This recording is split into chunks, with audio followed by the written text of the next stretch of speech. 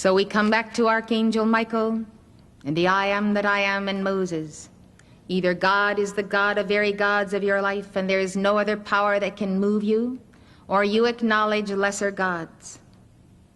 If you are a house divided, if you allow divisions in your members of any kind, then you are vulnerable to forces who will use and abuse you. Yes, these fallen angels, they will flatter you, but they will chew you up and spit you out. You will be vulnerable to the end of this life and throughout all future lifetimes until you decide to stand, face, and conquer the adversary of your immortality. What do the fallen angels want to do? They want to make sure that you never become immortal, that you will never attain to that immortality and to the levels of perfection that you once had with your twin flame. So this is the mantra that is your key affirmation of the one God. I ask you to stand in honor of the presence of God who is with you and Archangel Michael who stands at your side in this very moment. Together. I am presence, thou art master, I am presence, clear the way. Let thy light and all thy power take possession here this hour.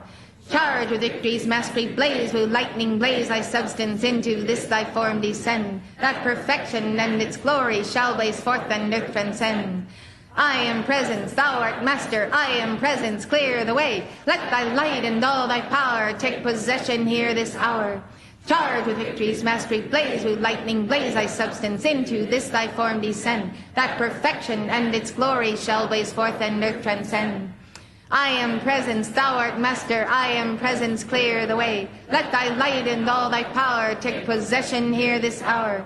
Charge with victory's mastery, blaze with lightning, blaze thy substance into this thy form descend. That perfection and its glory shall blaze forth and earth transcend. Thank you. Please be seated. Because you acknowledge the presence of God and his archangel, when you give this call, a cylinder of blue flame descends around you for your protection. You can visualize yourself with a tube of light around you, the violet flame in the center, and the extra added protection of Archangel Michael.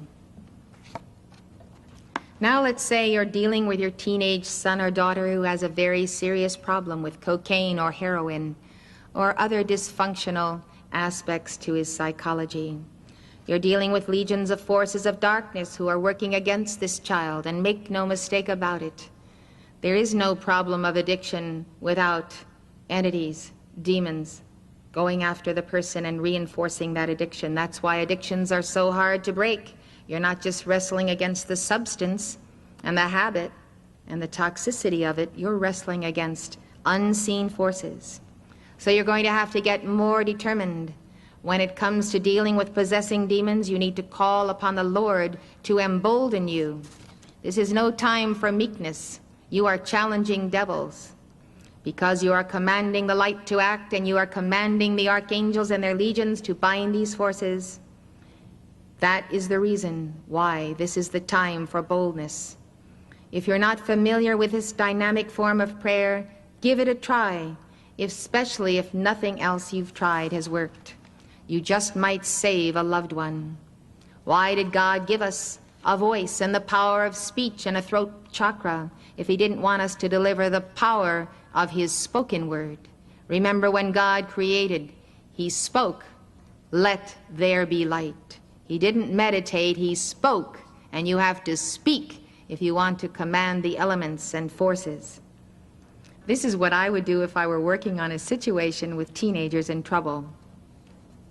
I would follow that invocation and that affirmation that we just gave with a repetition of it.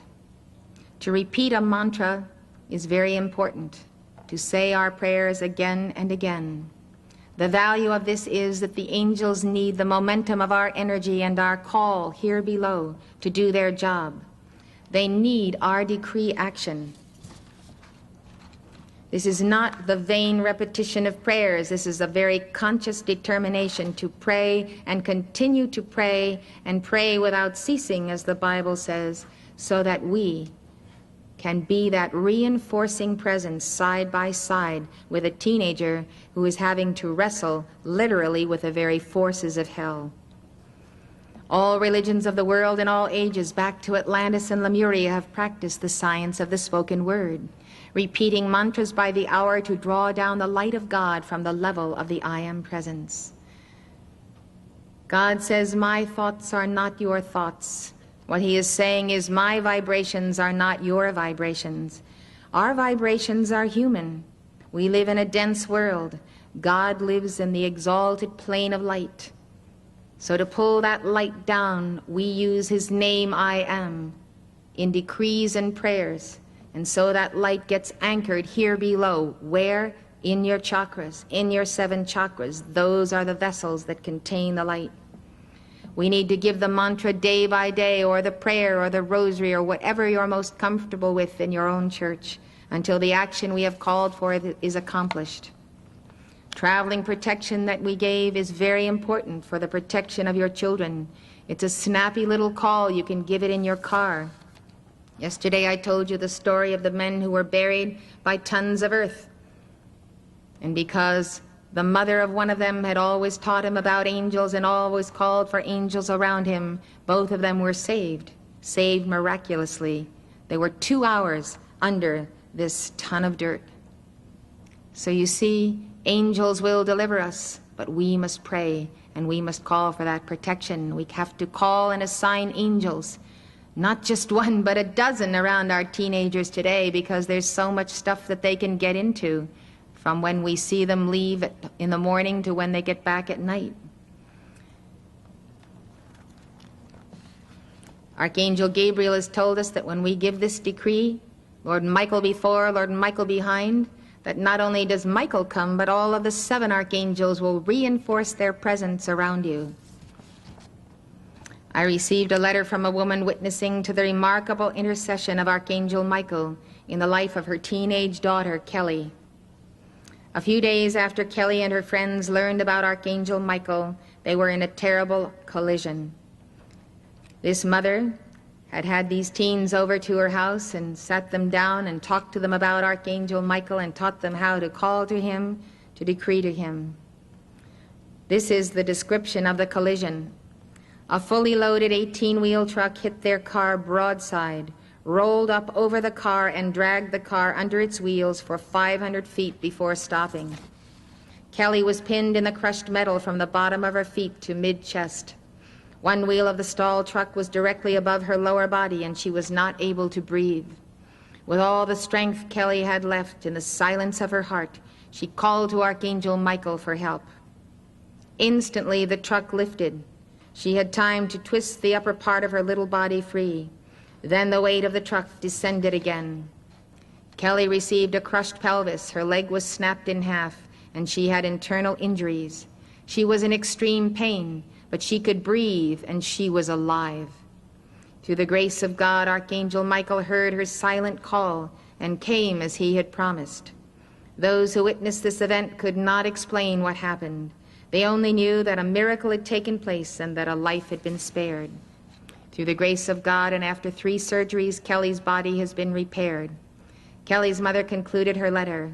I witness to you, Archangel Michael is always at our side. He simply wants our call, and he may not intercede until he is asked.